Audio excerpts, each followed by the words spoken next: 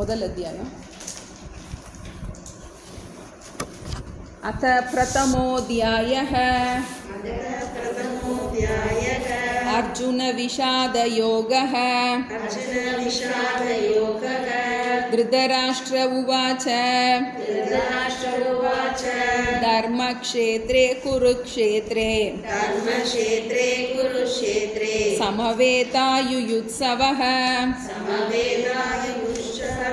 ಮಾಮಕಾಃ ಪಾಂಡವಾಶ್ಚೈವ ಕಿಮಕುರ್ವತ ಸಂಜಯ. ಸಂಜಯ ಉವಾಚ ದೃಷ್ಟ್ವಾ ತು ಪಾಂಡವಾನೀಕಂ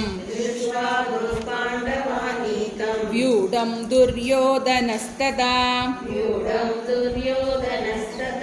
ಆಚಾರ್ಯಮುಪಸಂಗ್ರಮ್ಯ ರಾಜಾ ವಚನಮಬ್ರವೀತ್ ಪಶ್ಯೈತಾಂ ಪಾಂಡುಪುತ್ರಾಣಾಂ ಆಚಾರ್ಯ ಮಹತೀಂ ಚಮೂಂ ವ್ಯೂಢಾಂ ದ್ರುಪದಪುತ್ರೇಣ ತವ ಶಿಷ್ಯೇನ ಧೀಮತಾ ಅತ್ರ ಶೂರಾ ಮಹೇಶ್ವಾಸಾಃ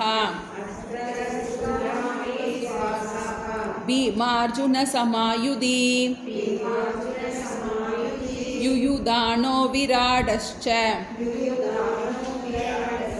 ದ್ರುಪದಶ್ಚ ಮಹಾರಥಃ ದೃಷ್ಟಕೇತುಶ್ಚೇಕಿತಾನಃ ಕಾಶಿರಾಜ್ಯಶ್ಚ ವೀರ್ಯವಾನ್ ಪುರುಜಿತ್ ಕುಂತಿಭೋಜಶ್ಚ ಶೈಬ್ಯಶ್ಚ ನರಪುಂಗವಃ ಯುಧಾಮನ್ಯುಶ್ಚ ವಿಕ್ರಾಂತಃ ಉತ್ತಮೌಜಾಶ್ಚ ವೀರ್ಯವಾನ್ ಸೌಭದ್ರೋ ದ್ರೌಪದೇಯಾಶ್ಚ ಸರ್ವ ಏವ ಮಹಾರಥಾಃ ಅಸ್ಮಾಕಂ ತು ವಿಶಿಷ್ಟಾಯೇ ತಾನ್ನಿಬೋಧ ದ್ವಿಜೋತ್ತಮ ನಾಯಕಾ ಮಮ ಸೈನ್ಯಸ್ಯ ಸಂಜ್ಞಾರ್ಥಂ ತಾನ್ ಬ್ರವೀಮಿ ತೇ. ಭವಾನ್ ಭೀಷ್ಮಶ್ಚ ಕರ್ಣಶ್ಚ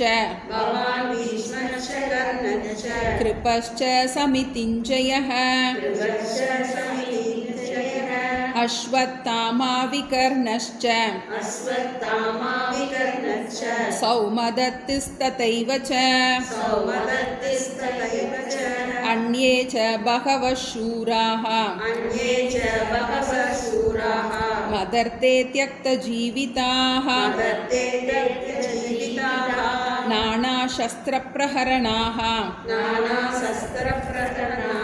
ಸರ್ವೇ ಯುದ್ಧವಿಶಾರದಾಃ ಅಪರ್ಯಾಪ್ತಂ ತದಸ್ಮಾಕಂ ಬಲಂ ಭೀಷ್ಮಾಭಿರಕ್ಷಿತುಂ ಪರ್ಯಾಪ್ತಂ ತ್ವಿದಮೇತೇಷಾಂ ಬಲಂ ಭೀಮಾಭಿರಕ್ಷಿತಂ ಅಯನೇಷು ಚ ಸರ್ವೇಷು ಯಥಾ ಭಾಗಮವಸ್ಥಿತಾಃ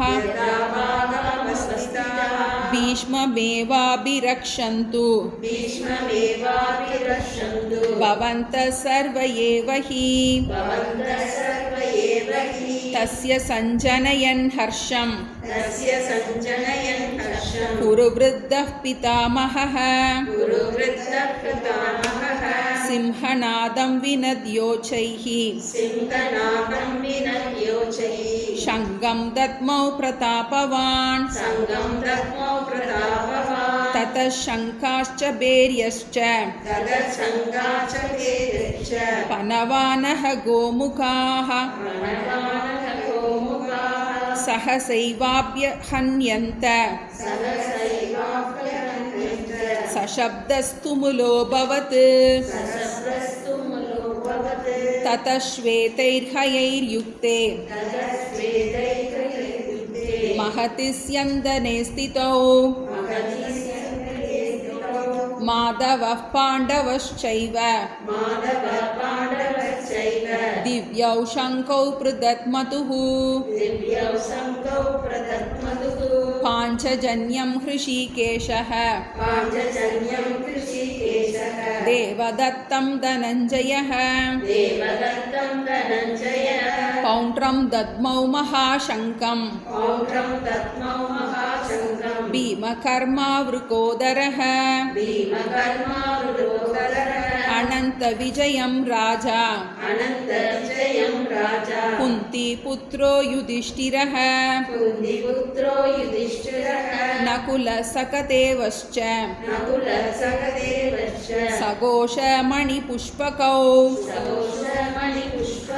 काश्यश्च परमेश्वासः शिखण्डी च महारथः दृष्टद्युम्नो विराटश्च सात्यकिश्चापराजितः द्रुपदो द्रौपदेयाश्च सर्वशः पृथिवीपते सौभद्रश्च महाबाहुः शङ्खान् दद्मुः पृथक् पृथक् सघोषोदार्धराष्ट्राणां हृदयानि व्यधारयत् नभश्च पृथिवीं चैव तुमुलो व्यनुनादयन् अथ व्यवस्थितान् दृष्ट्वा दार्धराष्ट्रान् कपिध्वजः प्रवृत्ते शस्त्रसम्पाते धनुरुद्यम्य पाण्डव हृषीकेशं तदा वाक्यम् इदमाह महीपते अर्जुन उवाच सेनयोर्युभयोर्मध्ये रथं स्थापयमेच्युत यावदेतान्निरीक्ष्येऽहम् योद्धु कामानवस्थितान् कैर्मया सह योद्धव्यम् अस्मिन् रणसमुद्यते योत्स्यमानान् वेक्ष्येऽहम् ययेतेऽत्र समागताः दार्धराष्ट्रस्य दुर्बुद्धेः युद्धे प्रियचिकीर्षवः सञ्जय उवाच एवम् उक्तो हृषीकेशः गुडाकेशेन भारत सेनयोरुभयोर्मध्ये स्थापयित्वा रथोत्तमम् भीष्मद्रोणप्रमुखतः सर्वेषां च महीक्षिताम् उवाच पार्थ पश्यैतान् समवेतान् कुरूनिति तत्र पश्यत् स्थितान् पार्थ पितॄनत पितामहान् आचार्यान् मातुलान् भ्रातॄन् पुत्रान् पौत्रान् सखींस्तथा स्वशुरान् सुहृतश्चैव सेनयोरुभयोरपि तान् समीक्ष्य स कौन्तेय सर्वान् बन्धूनवस्थितान् कृपया परयाविष्टः विषीदन्निदमब्रवीत् अर्जुन उवाच दृष्ट्वेमं स्वजनं कृष्ण युयुत्सुं समुपस्थितं सीदन्ति मम गात्राणि मुखं च परिशुष्यति वेपतुश्च शरीरे मे रोमहर्षश्च जायते गाण्डीवं स्रंसते हस्तात्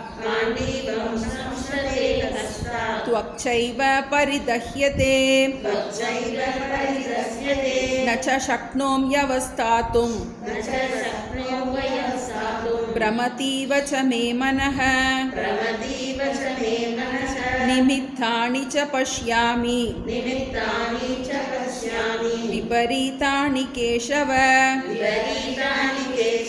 न च श्रेयोऽनुपश्यामि हत्वा स्वजनमाहवे न काङ्क्षे विजयं कृष्ण न च राज्यं सुखानि च किं नो राज्येन गोविन्द किं भोगैर्जीवितेन वा येषामर्थे काङ्क्षितं नः राज्यं भोगसुखानि च तयिमेव स्थिता युद्धे प्राणां त्यक्त्वा धनानि च आचार्या पितरः पुत्राः तथैव च पितामहाः मातुला श्वशुरा पौत्राः श्याला सम्बन्धिनस्तदा एतान् न हन्तुम् इच्छामि घ्नतोऽपि मधुसूदन अपि त्रैलोक्यराज्यस्य हेतो किं नु मही कृते निहत्य धार्तराष्ट्रान्नः का प्रीतिः स्यात् जनार्दन पापमेवाश्रयेदस्मान् हत्वैतानाततायिनः तस्मान्नर्हा वयं हन्तुं धार्तराष्ट्रान् स्वबान्धवान् स्वजनं हि कथं हत्वा सुखिनः स्याम माधव यद्यप्येतेन पश्यन्ति लोभोपहत चेतसः कुलक्षयकृतं दोषं मित्रद्रोहे च पातकम् कथं न ज्ञेयम् अस्माभिः पापादस्मान् निवर्तितुं कुलक्षयकृतं दोषं प्रपश्यद्भिर्जनार्दन कुलक्षये प्रणश्यन्ति कुलधर्मा सनातनः धर्मे नष्टे कुलं कृत्स्नम् अधर्मोऽपि भवत्युत अधर्माभिभवात् कृष्ण प्रदुष्यन्ति कुलस्त्रियः स्त्रीषु दुष्टासु वार्ष्णेय जायते वर्णसङ्करः सङ्करो नरकायैव कुलघ्नानां कुलस्य च पतन्ति पितरो ह्येषां लुप्तपिण्डोदकक्रियाः दोषैरेते कुलघ्नानां वर्णसङ्करकारकैः उत्साद्यन्ते जातिधर्माः कुलधर्माश्च शाश्वताः उत्सन्न कुलधर्माणां मनुष्याणां जनार्दन नरके नियतं वासः भवतीत्यनुशुश्रुम अहो बदमहत्पापं कर्तुं व्यवसिता वयं यद्राज्यसुखलोभेन हन्तुं स्वजनमुद्यताः यदि माम् अप्रतीकारम् अशस्त्रं शस्त्रपाणयः दार्धराष्ट्रारणे हन्युः तन्मे क्षेमतरं भवेत् संजय उवाच एवमुक्त्वार्जुनः संख्ये